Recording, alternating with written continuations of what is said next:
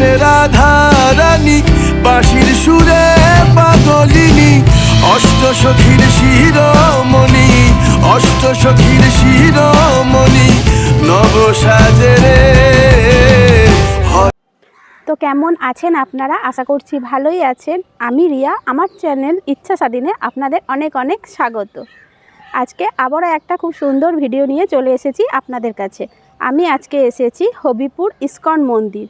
তো কিভাবে আসলাম আমি সেটা আপনাদের একটু পরেই জানিয়ে দিচ্ছি। 2025-এ এই ইস্কন মন্দিরের ভক্তদের জন্য কোনো নতুন নিয়ম চালু হলো কিনা বা কুপন মূল্য আগের মতোই আছে নাকি বেড়েছে, এই সমস্ত খুঁটিনাটি তথ্য আমি এই ভিডিওতে আপনাদের শেয়ার করেছি। তাই জন্য ভিডিওটা স্কিপ না করে শেষ পর্যন্ত দেখতে হবে। আর আমার চ্যানেলটাকে সাবস্ক্রাইব, লাইক আর শেয়ার করে পাশে থাকবেন। চলুন তাহলে আপনাদের ভগবানকে দর্শন করাই আর এই জায়গাটা আপনাদের ঘুরিয়ে দেখাই।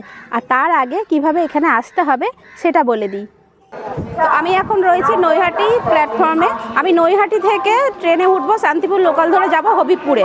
আর আপনারা যদি শিয়ালদা থেকে আসেন তাহলে শান্তিপুর লোকাল ধরে আপনারা হবিবপুরে আসতে পারেন। আমরা এখন চলে এসেছি হাবিবপুর স্টেশনে। এখান থেকে কিভাবে যেতে হবে ইস্কন মন্দির সেটা আমি একটু পরে বলে দিচ্ছি বা দেখিয়ে দিচ্ছি। আর আপনারা তো বুঝেই গেছেন যে শিয়ালদা থেকে আপনারা কিভাবে আসবেন। আর কেউ যদি হাওড়া থেকে আসতে চান তাহলে মেন লাইনে যে কোনো লোকাল ট্রেন ধরে আপনারা আসবেন ব্যান্ডেল স্টেশন। তো ব্যান্ডেল স্টেশন থেকে আপনারা আবার ট্রেন পাল্টে ট্রেন ধরে আপনাদের আসতে হবে নৈহাটি স্টেশন। তো নৈহাটি স্টেশন থেকে আপনারা হবিবপুরের ট্রেন পেয়ে যাবেন, শান্তিপুর লোকাল পেয়ে যাবেন।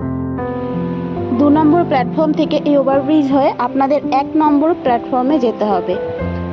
তো 1 নম্বর প্ল্যাটফর্ম থেকে বেরিয়েই সামনেই টোটো স্ট্যান্ড।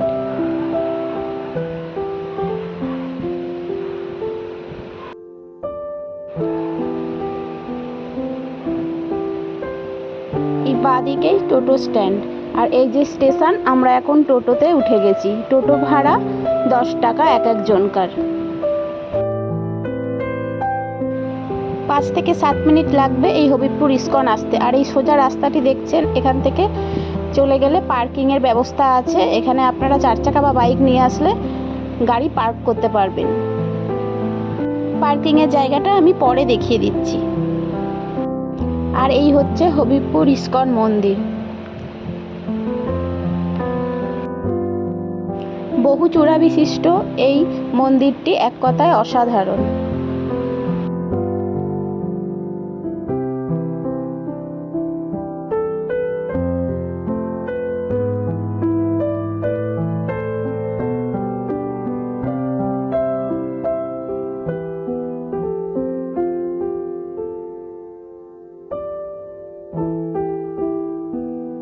মন্দিরের পাশেই আছে শ্রী শ্রী জগন্নাথ মহাপ্রসাদ। এখান থেকেই আপনাদের ভোগের কুপন সংগ্রহ করতে হবে।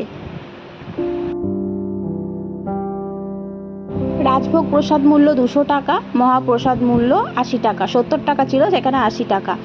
আর রাজভোগ প্রসাদ মূল্য আপনারা যদি পার্সেল করে নিতে চান তাহলে 230 টাকা। আর এখানে নানা রকমের মিষ্টি, কেক, দেশি ঘি, জল, কোল্ড ড্রিঙ্কস এগুলো পাওয়া যায়।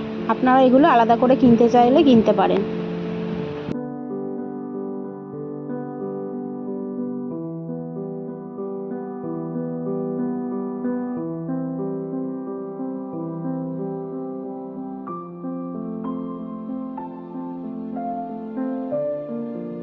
চলুন এবারে মন্দিরের ভিতরে প্রবেশ করা যাক। এখনো সে রাধা রানী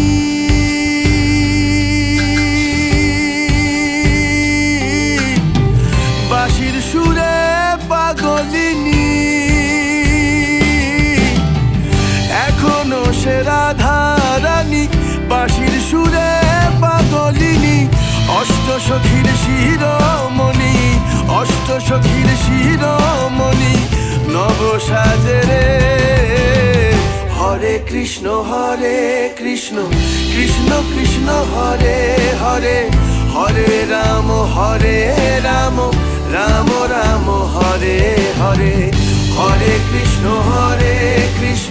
কৃষ্ণ কৃষ্ণ হরে হরে, হরে রাম রাম রাম হরে হরে।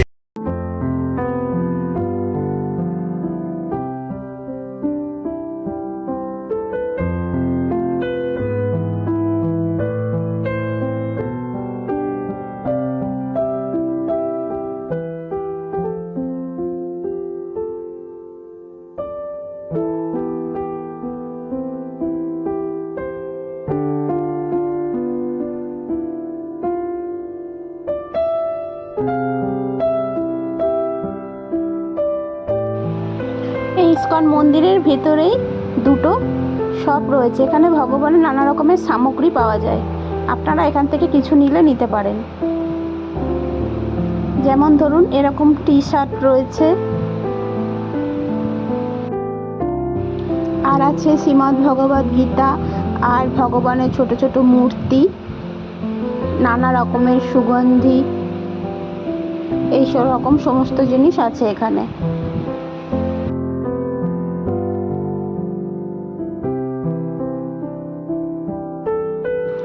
আমরা এখন বাইরে বেরিয়ে এসেছি, আর যেখান থেকে ভোগের কুপন সংগ্রহ করতে হয় ঠিক তার পাশেই আছে রাজভোগ প্রসাদ কক্ষ।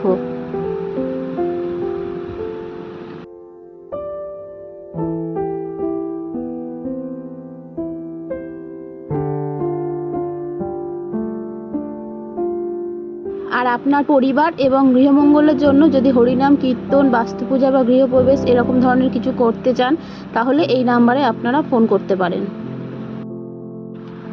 চলুন এবারে আপনাদের গোশালা আর এই পুরো জায়গাটা ঘুরিয়ে দেখাই। যেতে যেতে আপনাদের একটা কথা বলে দিই যে একাদশীর দিন মহাভোগ প্রসাদ মানে যেটি 80 টাকা মূল্য, সেটি কিন্তু পাওয়া যাবে না। শুধু 200 টাকা মূল্যের রাজভোগ প্রসাদটা আপনারা পাবেন। একাদশীর দিন একাদশীর প্রসাদ পাবেন, সেটির মূল্য 100 টাকা। সেটিতে কোনো অন্ন থাকবে না। একাদশীর প্রসাদে সাবু মাখা ফল, বাদাম মাখা, সাবুর পায়েস এই সমস্ত জিনিস থাকে। আপনারা যারা একাদশীর উপবাস রাখেন তারা এখানে একাদশীর দিন আসতে পারেন, কোনো অসুবিধা হবে না।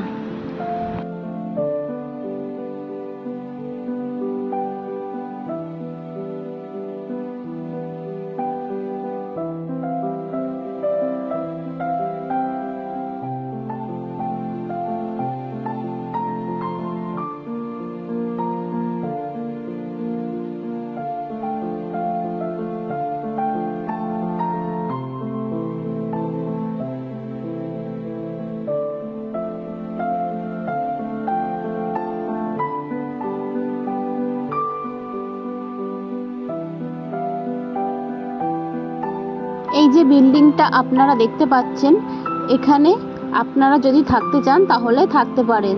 তার জন্য আগে থাকতে এখানে ফোন করে আপনাদের জানিয়ে দিতে হবে।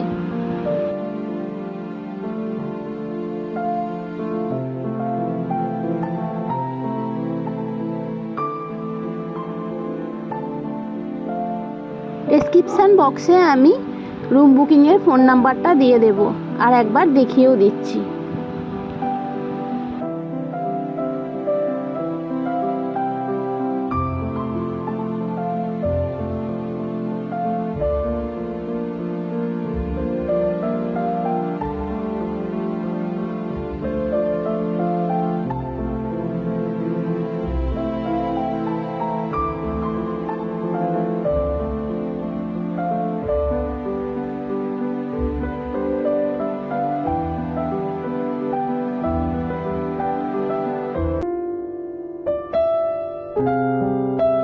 আমরা এখন গোশালায় চলে এসেছি। বিল্ডিংয়ের ঠিক পিছন দিকটাতেই গোশালা আছে।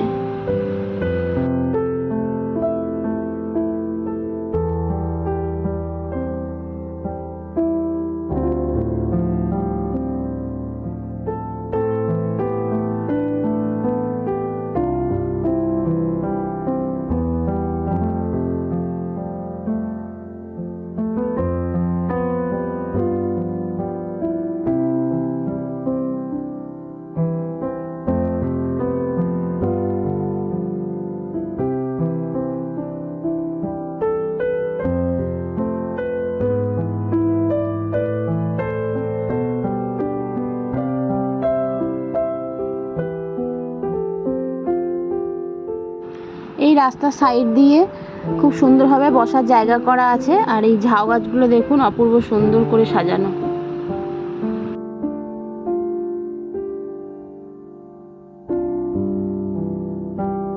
আর এই যে টোটোটি রয়েছে এটা হচ্ছে গাড়ি পার্কিং করার জায়গা।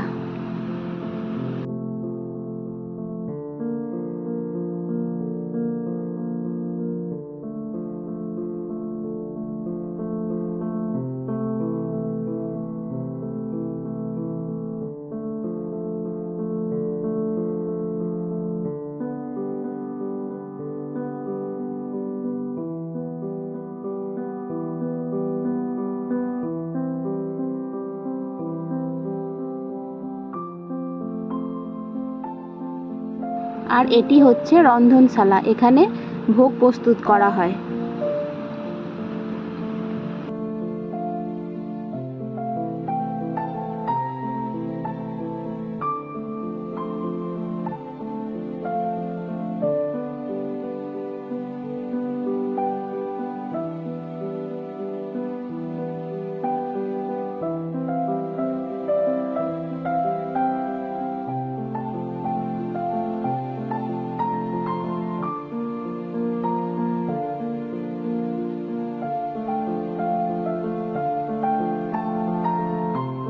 বন্ধুরা, ভিডিওটা কেমন লাগলো কমেন্ট করে জানাবেন, আর লাইক, শেয়ার আর সাবস্ক্রাইব করতে ভুলবেন না কিন্তু।